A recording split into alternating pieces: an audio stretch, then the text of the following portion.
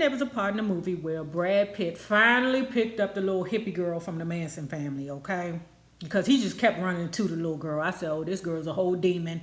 She been plotting on this ding dong since she seen him the first time in a Cadillac.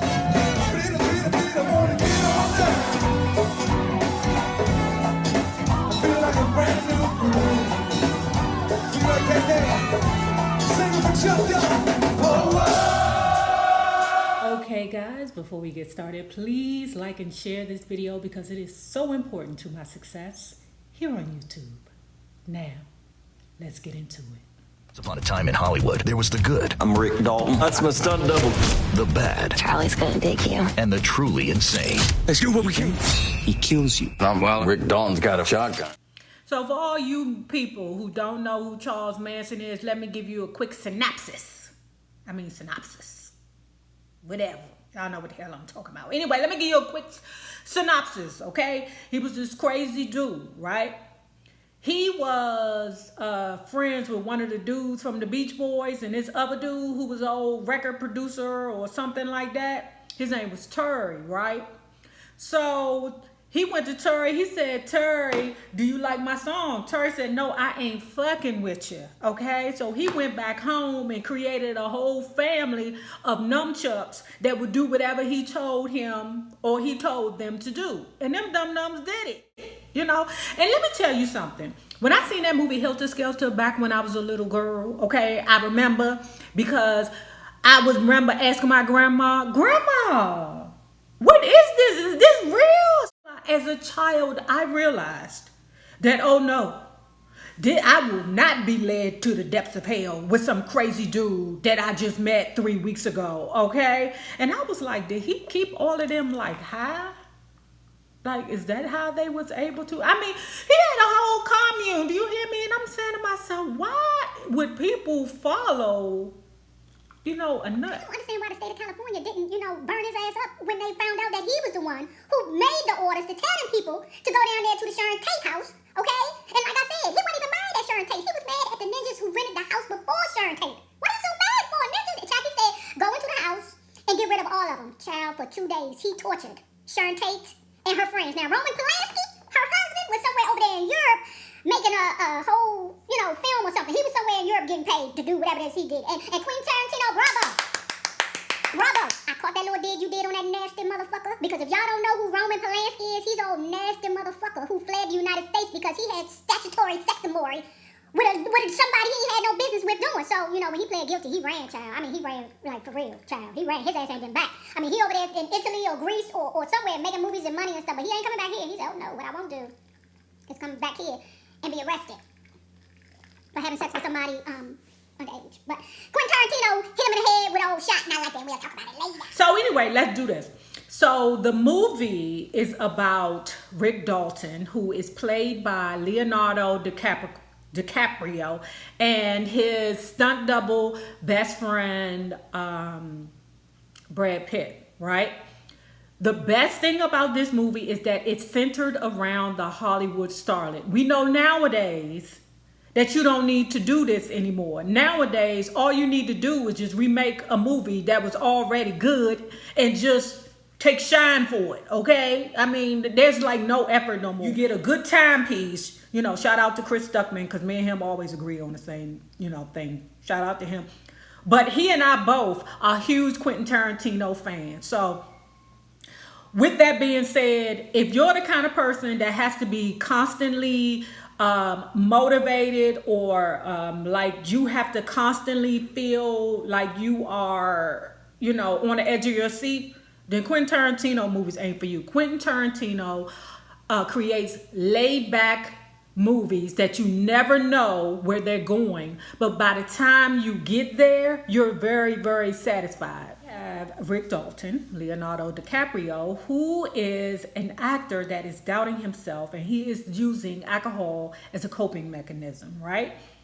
And what is significant is that he lives next to Roman Polanski and Sharon Tate. Now, in his heart, he's thinking, well, you know, all I need is to make friends with Roman Polanski, then that way I gets back on top, okay? Because at the time, Roman Polanski was a huge movie director, producer, blah, blah, blah. You know, this must have been before he had got convicted of, you know, hunching on that little girl. I mean, so now let's get back to Leonardo DiCaprio / Rick Dalton's BFF stuntman Cliff Booth, who is Brad Pitt, right?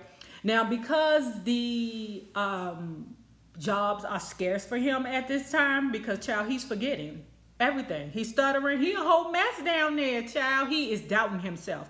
But his BFF, Cliff Booth, is trying to encourage him. Listen, you are Rick Dalton, goddammit. You need to remember that. Stop acting like stunt double Cliff Booth. He hires him as a, you know, just like / BFF. Can you do things around the house? Just so, as a man, he won't feel like, okay, his best friend is giving him money. And I don't blame him. Hey, can you take care of these things for me? And I'll keep giving you money. Remember when I said he had an alcohol problem, meaning Rick Dalton?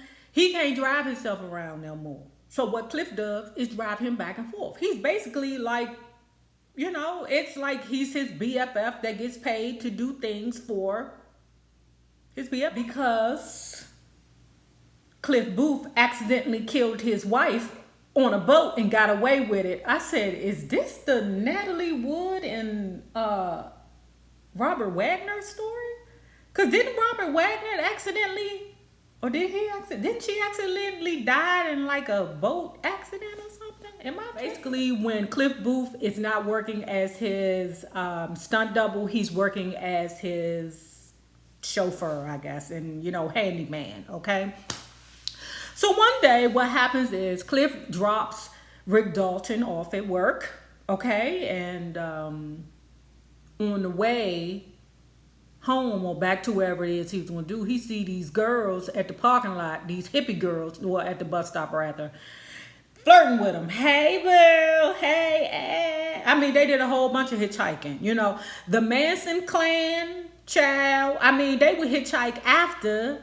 They would even, you know, do crimes of, you know, they would serve. They was a whole trip. Them ninjas, you can't tell me they wasn't high the whole time, because you are aware that you around here acting a whole ninja out here in these streets, and then you're going to get in the car with somebody and hit her. So at any rate, throughout the film, there are scenes of Sharon Tate enjoying her success as an actress, okay, where she's meeting her friends.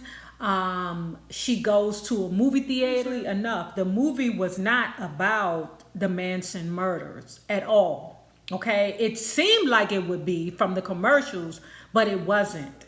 It was more so Sharon Tate's character was like a prop. So then there was a part in the movie where Brad Pitt finally picked up the little hippie girl from the Manson family, okay? Because he just kept running to the little girl. I said, oh, this girl's a whole demon. She been plotting on this ding-dong since she seen him the first time in a Cadillac. And the little girl's in the car, and she looks up over to him and say, hey, do you want me to take you to Funky Town? Brad Pitt say, how old are you? That's the dig at Roman Polanski, because Roman Polanski probably knew how old the little girl was.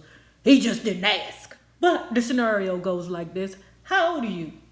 She said, ain't nobody asked me how old I was in years. Brad Pitt say at the bottom of it, I ain't fucking with you. Roman Polanski said on the other time, let's go. That's why his ass down there to the Europe trying to escape American criminal justice system now. So then Brad Pitt takes her home to George's ranch.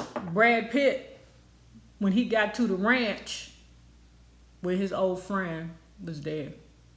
Actually, that wasn't his old friend. His friend didn't even know him, to be quite honest. But, I mean, it didn't matter. Because Charles Manson had an old girl named Squinky hunching on him. Every chance that he opened his eyes and the nigga couldn't see, so he don't know who he hunching on, to be quite honest. All he know is some little girl is hunching on him, and they be watching TV together, okay? Cliff Booth thought it was a problem. Cliff Booth thought that them people was there taking advantage of him. George said, get the fuck out. this little girl hunching on me, and I'm good. They taking care of my ranch, free of charge, feeding me, everything else, and I'm good, child. So while he in there talking to Blind George, they out there slashing the tires of Rick Dalton's Cadillac. So when Brad Pitt come out, he pissed. Because they didn't put a whole knife in his tire. Brad Pitt say, you fix this shit. The ninja say, no, I ain't fixing nothing. He said, oh no, you gonna fix this or I'm gonna beat your ass. So Brad Pitt beat his ass and made him fix the damn tire, okay? What up happening with Rick Dalton is he's unable to get work in America, so he goes down there to Italy and getting a couple of movies and brings him home an Italian wife. At that point, he tells his BFF, Cliff, baby, we got to go because I can't afford you no more, okay? In fact, I might have to sell this condo or this house and live in a daggone condo because I can't afford none of this no more. You know I ain't getting no work. The Manson family didn't get a chance to get to Sharon Tate and her friends. They lived, and that's what made the movie so sweet. And it was a hooray situation because, oh, Brad Pitt kicked some ass. You hear me? Oh, everybody in that house kicked some ass. You heard me? So anyway, guys, if you have not already done so, please like and share this video because it is so important to my success here on YouTube. Now, remember this. The same people you meet on the way up will always be the same people you meet on the way down. Naysayers, my patron loves. You have a good one.